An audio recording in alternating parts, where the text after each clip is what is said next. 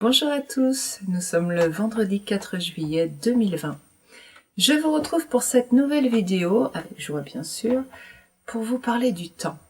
Je suis très contente de faire un sujet sur le temps, parce que vous le savez, si vous me regardez depuis un certain temps, c'est quelque chose qui a une sorte de problème récurrent chez moi, le temps des vidéos, l'absence de temps libre dans ma vie, etc. Et j'ai lu quelque chose, Byron Katie, dans un livre de Byron Katie, qui est un être éveillé, j'ai lu une petite phrase qui m'a ouvert un monde. Et je voudrais partager ça avec vous aujourd'hui. Cette petite phrase, c'était « Il est impossible de perdre du temps ». Et ça m'a profondément interpellée. J'ai senti une porte qui s'ouvrait. Il est impossible de perdre du temps. Nous ne pouvons ni perdre ni gagner du temps. Parce que le temps, c'est un concept mental. Là, nous sommes au présent. Là aussi, nous sommes au présent. Et pourtant, nous sommes dans le futur de la première fois où j'ai dit nous sommes au présent. Et la deuxième fois que je l'ai dit, c'est le passé de maintenant. N'est-ce pas? Et pourtant, on est toujours au présent. Il n'y a que ce temps-là réel. La réalité est au présent. Le reste, c'est du mental qui fonctionne, qui crée un film du passé et qui crée un film du futur. Le temps est un concept mental. Alors le temps c'est quelque chose de très complexe parce que à la fois c'est totalement un concept mental et à la fois il y a quelque chose dans la réalité qui se passe. Il y a une transformation, nous vieillissons. Alors certains disent que nous vieillissons parce que nous croyons que nous devons vieillir. Et que donc, cette pensée qui est partagée par tous les humains sur Terre, pratiquement, crée un égrégore qui fait que de toute façon, nous y rentrons parce qu'il est très puissant. Et qu'à l'époque de Noé, si on lit la Bible, j'avoue que je n'ai pas réussi à la lire, suffisamment en tout cas pour avoir cette notion-là, mais il me semble de mémoire que Noé vivait dans les 700 ans, Nabucodonosor, je crois, le plus ancien devait vivre dans le 900, oui j'ai dit 700, 900. 900 pour Nabucodonosor. J'espère que je ne dis pas de bêtises. L'être humain évolue. Il y a des saisons, il y a des cycles. Est-ce que ces cycles, c'est la même chose que le passé et l'avenir? Je ne sais pas. Si je savais, ce serait extraordinaire, mais je ne sais pas. L'idée qu'il y ait des cycles dans la vie,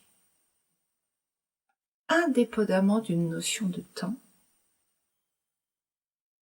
est très intéressante. Nous suivons nos cycles. Nous avons, je vais dire, un tempo intérieur qui correspond à des cycles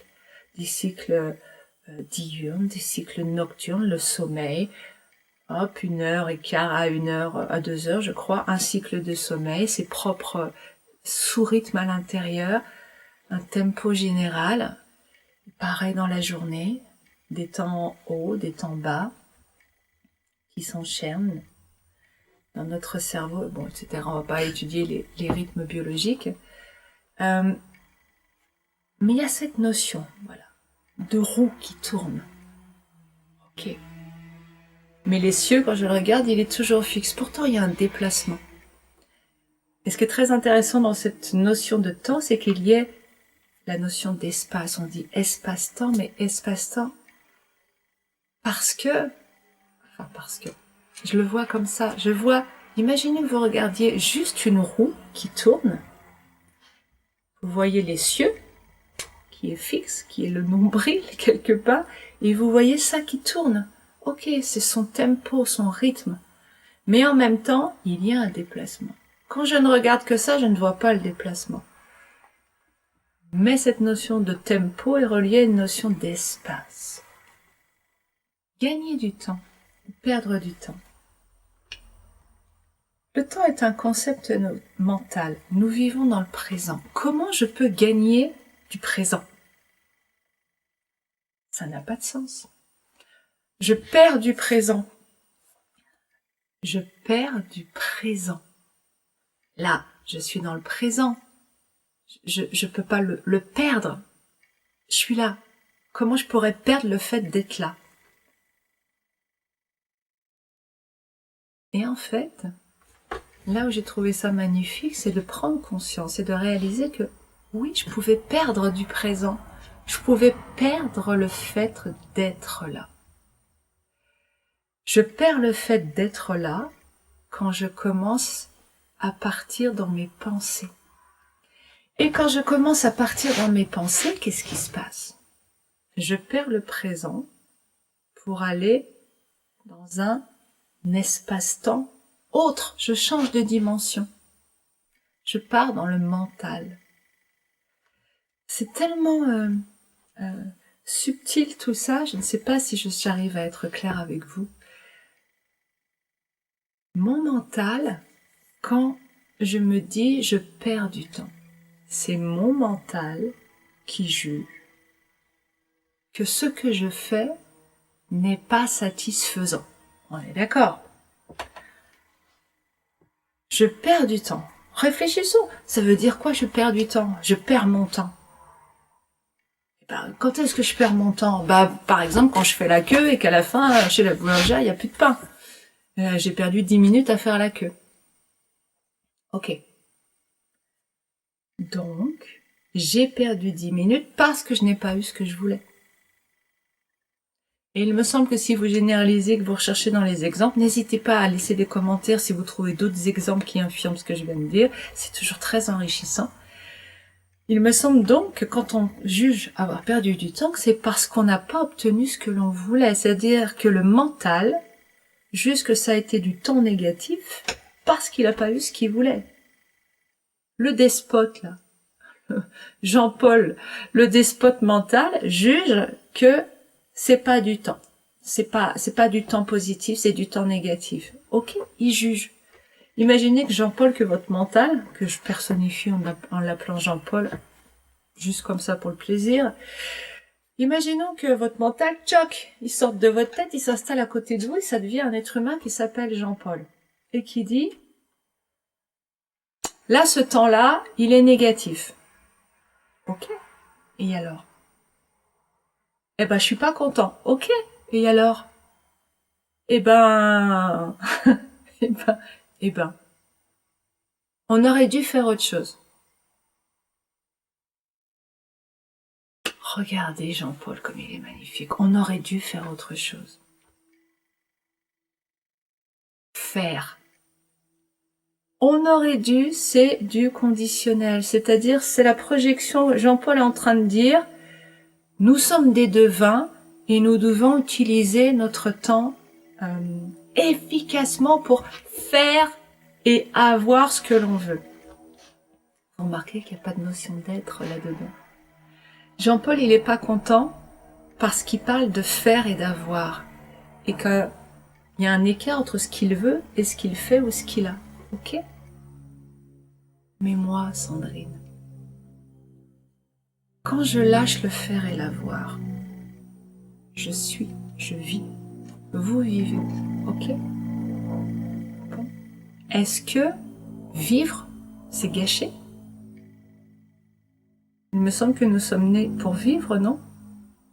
Il me semble que nous vivons. Si vous me regardez, c'est que vous vivez. Ok? Est-ce qu'il y a quelque chose de perdu, de gâché, de négatif à vivre?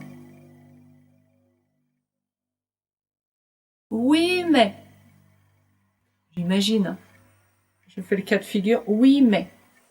Et là, oui, mais, il appartient à Jean-Paul, qui va dire, oui, mais on pourrait, conditionnel.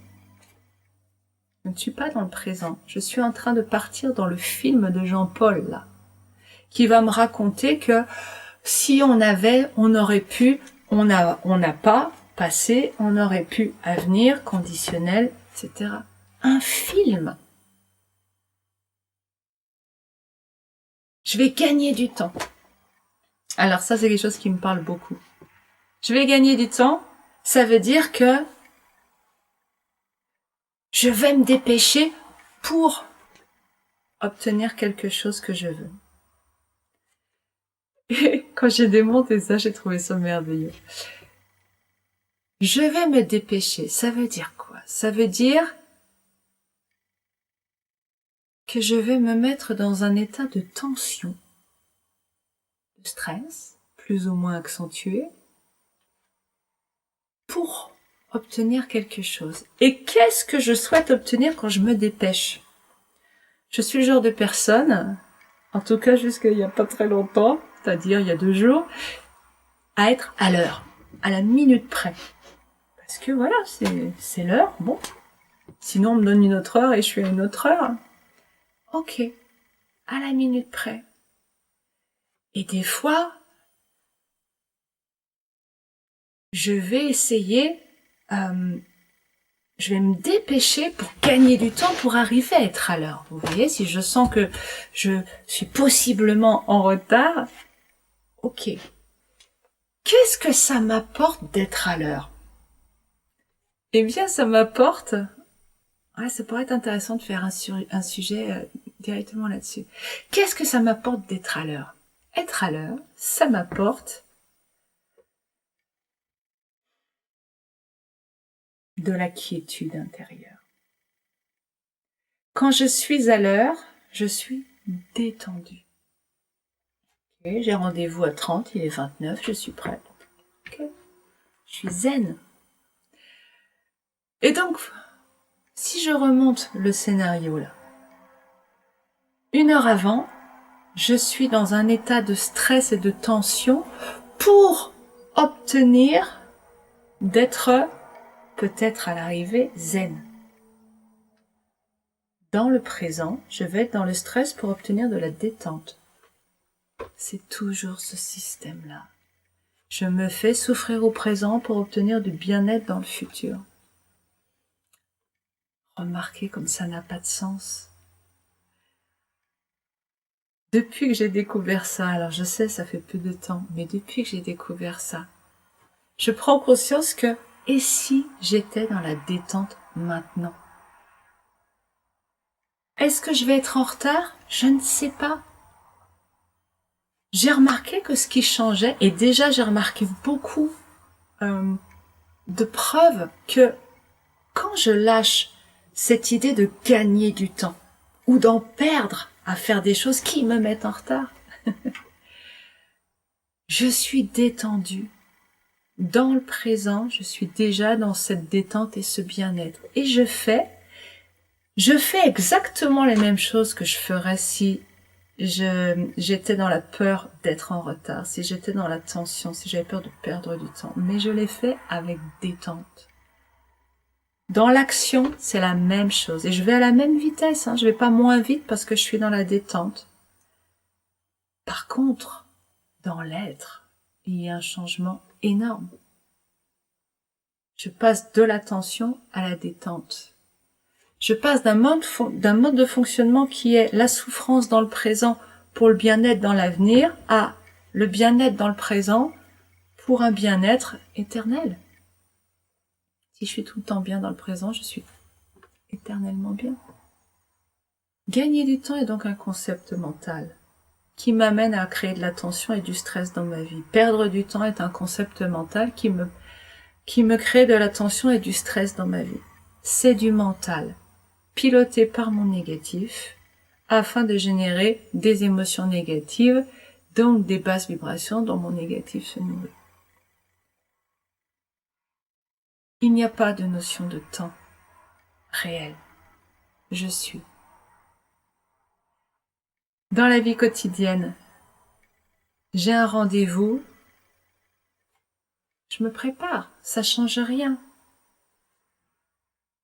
Mais je lâche, je me dis, si je dois me dire quelque chose, je me dis, j'arriverai à l'heure qui sera exactement la bonne.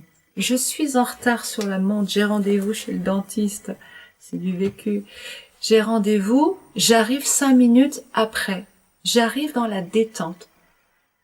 Parce que je vais arriver à l'heure parfaite. Pourquoi elle est parfaite? Parce que c'est l'heure à laquelle je dois arriver. Ça ne veut pas dire que je me fiche des horaires et que maintenant c'est comme ça et puis que maintenant j'arriverai quand j'arriverai et puis tant pis pour les autres. Hein. Pas du tout. Ça reste, j'ai cette intention de respecter l'horaire que l'on m'a donné et qui me convient, sinon je leur ai demandé à le changer. Mais voilà, cet accord, j'ai l'intention de le respecter. Mais la vie fait parfois que ça va pas être possible, qu'il va y avoir un débordement. Et pour moi, pour quelqu'un comme moi, 2 minutes après, c'était un débordement. Vous voyez, c'était tellement rigide et carré que voilà, 2 minutes après, c'était un débordement. Donc, ces 2 minutes me font arriver à l'heure parfaite parce que c'est l'heure qui, dans la réalité, est l'heure à laquelle j'arrive. Et j'ai remarqué, avant de vous dire ce que j'ai remarqué, pourquoi je dis c'est parfait? Parce que c'est l'heure à laquelle j'arrive. Parce que nous partons, je pars de la croyance que l'univers est bienveillant, que tout est bien comme c'est, que tout a une raison, que tout est juste. Mon intention est juste, j'ai vraiment l'intention d'être à l'heure. Ok. Donc, il y a un décalage. Eh bien, en réalité, je vais arriver à l'heure qui sera bien. Bien pour ce que j'ai à vivre. Peut-être que je vais me faire disputer par le dentiste qui ne voudra plus jamais me revoir. Scénario catastrophe dans mon mental. Enfin non, j'ai pas ça dans mon mental. Mais imaginons. Ok. Eh bien, super. C'est donc une épreuve que j'ai à vivre, de faire face au négatif de l'autre et de gérer un conflit. Eh ben, c'est juste pour moi. Ça fait partie de mon chemin. C'est parfait, c'est pas ce que j'ai envie de vivre, on est bien d'accord, mais c'est ce que j'ai besoin de vivre, alors c'est ok pour le vivre. Ou je vais devoir attendre davantage parce qu'elle aura fait passer un rendez-vous avant le mien, comme je suis arrivée 2 minutes ou 5 ou 10 minutes en retard. Ok. Ça me donne l'occasion de vivre quelque chose, peut-être que je vais vivre l'attente. Est-ce que j'aurai le temps de vous parler de l'attente? Ah, je ne suis pas sûre. Ok.